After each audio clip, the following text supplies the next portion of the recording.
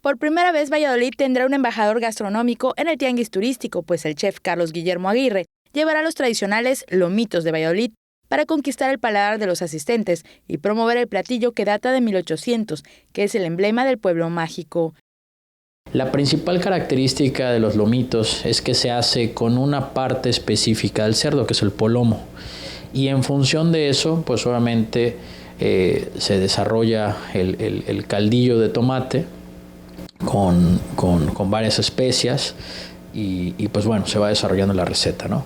El huevo duro es otro de los ingredientes del guiso, que debido a su versatilidad se puede servir como plato fuerte en tortas, tacos, panuchos y una amplia variedad de antojitos.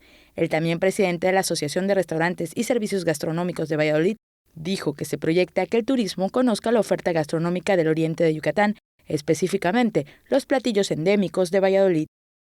Vamos a estar dentro del pabellón de Yucatán, donde va a tener lugar pues obviamente todas las negociaciones con los diferentes actores turísticos, y nosotros vamos a estar frente al pabellón, pues obviamente ofreciendo degustaciones de nuestra gastronomía y por supuesto vendiéndola, ¿no? El chef dijo que se cocinarán más de 1000 kilos de lomitos de Valladolid, que deleitarán al paladar de los asistentes al tianguis turístico, que inició este domingo en Acapulco Guerrero y concluirá el 25 próximo. Con imágenes de Manuela que Maribel Vega, Tele Yucatán te informa. Tele Yucatán te informa, lunes a viernes, 8 de la noche. Síguenos.